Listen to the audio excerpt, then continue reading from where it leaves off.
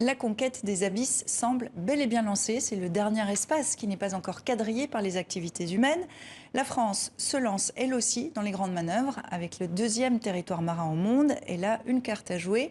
Explorer, exploiter les fonds marins. Est-ce écolo-compatible? C'est notre grand angle avec vous, Ludovic Frère-Escoffier. Bonsoir. Bonsoir. Vous êtes responsable du programme Vie des océans à WWF France. Jean-Marc Daniel, bonsoir à vous aussi. Vous êtes directeur du département en charge de l'exploration des grands fonds marins à l'Institut français de recherche pour l'exploitation de la mer. L'Ifremer, c'est l'opérateur de toute la flotte scientifique océanique française et vous jouez un rôle central dans l'Odyssée voulue par le président français. Il y a un peu plus de 15 jours, Emmanuel Macron annonçait un plan d'investissement de 30 milliards d'euros sur 5 ans.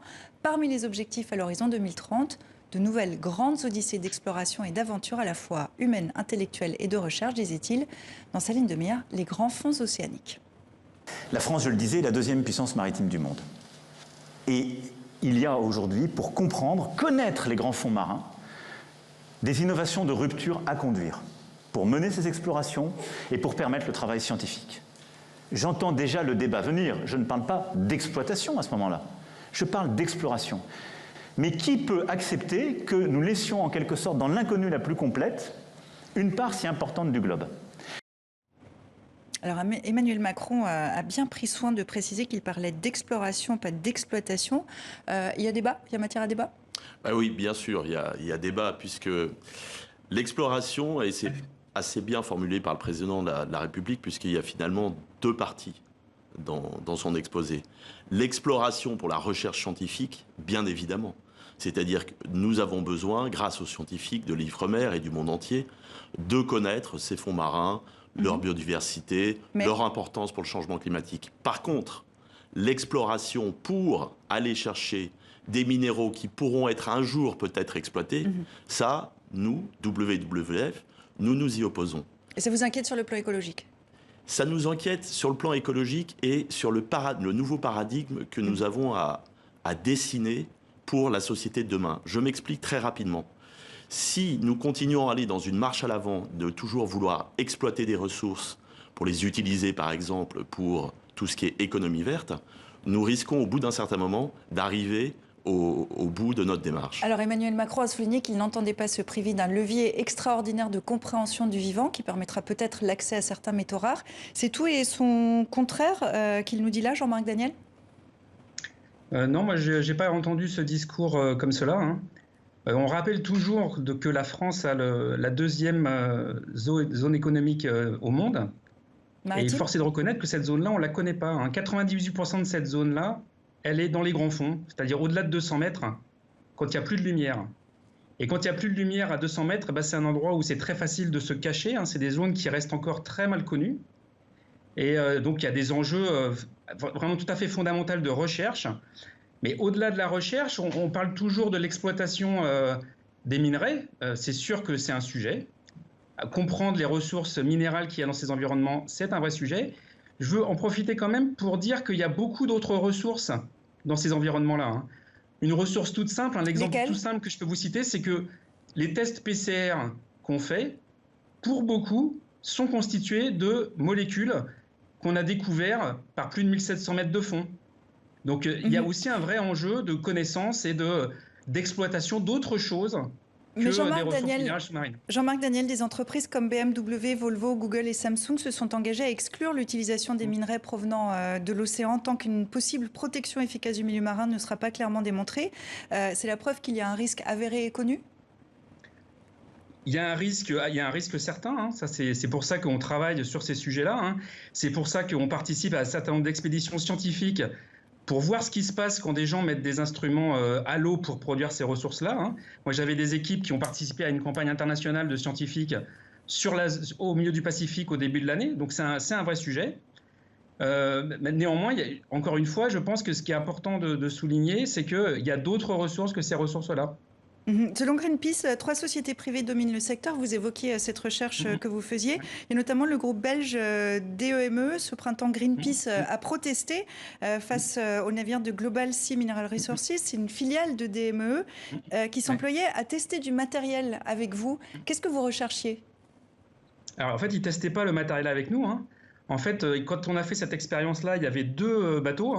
il y avait le bateau de Démé qui faisait un test de collecteur sous-marin, et il y avait un bateau sur lequel qui avait été affrété par des scientifiques, sur lequel il y avait un scientifique Ifremer, il y avait beaucoup de la communauté européenne, des biologistes sous-marins, qui monitoraient ces activités pour voir qu'est-ce qui se passait au fond.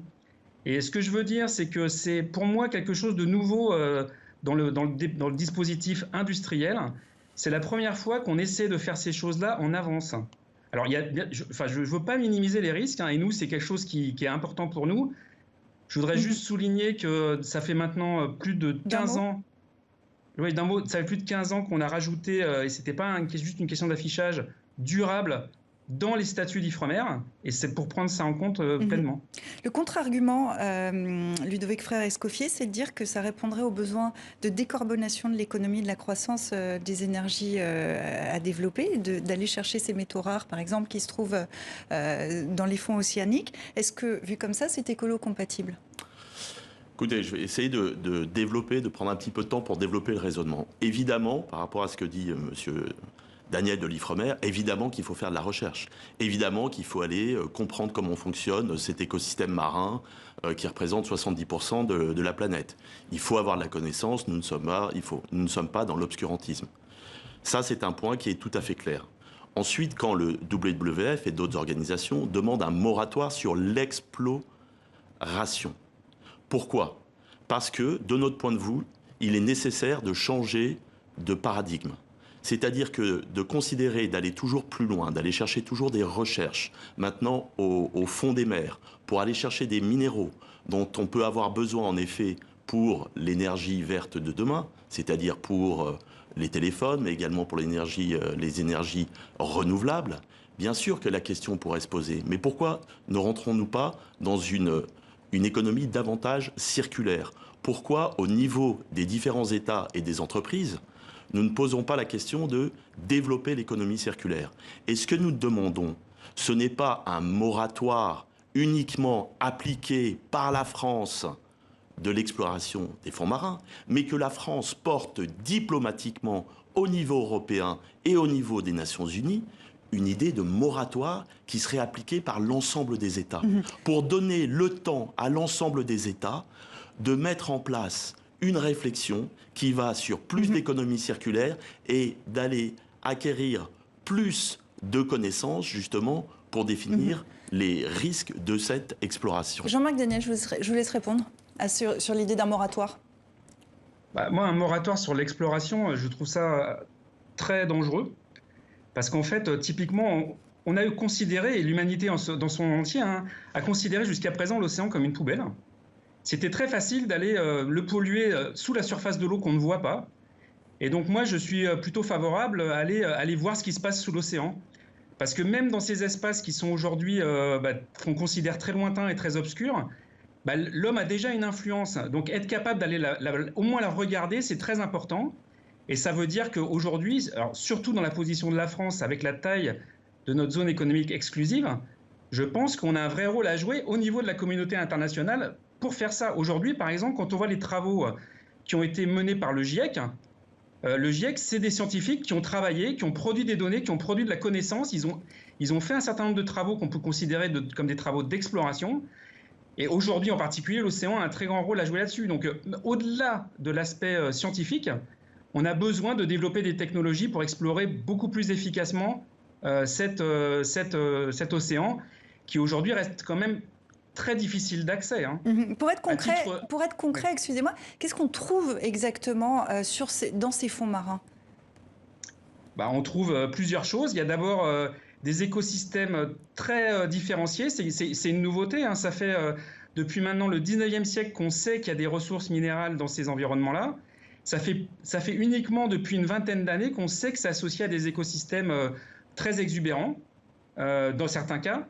Et on sait ça parce qu'on est allé voir. Et être allé voir, ça nécessite des moyens aujourd'hui technologiques qui imposent pour nous on y aille vraiment franchement, surtout avec la taille de la ZE dont la France dispose. Mais si on prend un exemple concret, la Nouvelle-Calédonie, où se trouve environ un quart des réserves de nickel de la planète, permet aussi à la France d'être le cinquième producteur mondial de ce métal indispensable, par exemple à la fabrication d'acier inoxydable. Ces ressources minérales des fonds marins sont un patrimoine commun de l'humanité, né d'une gouvernance multilatérale. C'est quelque chose que la France soutient ? Oui, c'est quelque chose que la France soutient au sein de l'autorité internationale des fonds marins, pour parler pas de la ZEE, mais pour parler de ce qu'on appelle des la eaux zone internationales. Aujourd'hui, les seuls projets d'exploration, ça va changer, je pense, dans les années qui viennent, mais les seuls projets d'exploration vraiment construits, c'est dans les eaux internationales. Mais ça va poser la question de la redistribution équitable des ressources ? Tout à fait. Donc en fait, ça fait partie des discussions justement qui ont lieu au sein de l'AIFM quand on discute des codes d'exploration, d'exploitation.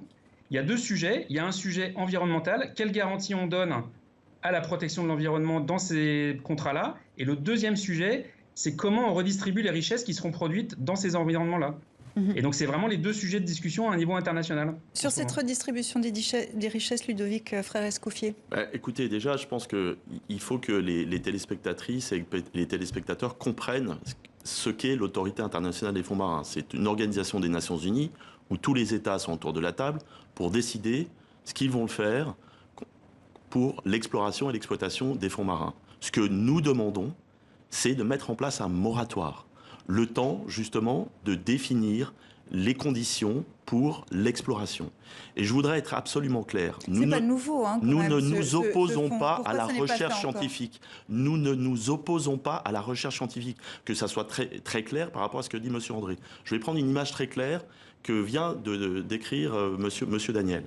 Il y avait deux bateaux décrits tout à l'heure. Un pour la recherche scientifique menée par l'Ifremer et un autre menée par une entreprise qui veut aller explorer pour exploiter les fonds marins. Nous disons non à ce deuxième bateau. C'est-à-dire qu'il faut faire de la recherche pour connaître l'océan, pour en effet avoir plus d'éléments pour mieux comprendre son rôle, notamment dans la lutte contre les changements climatiques, et également toute la biodiversité dont il recèle. Et le débat continue dans 64 minutes. Merci beaucoup Jean-Marc, Daniel et Ludovic Frère-Escoffier d'être venus échanger vos points de vue dans 64 minutes. À très bientôt.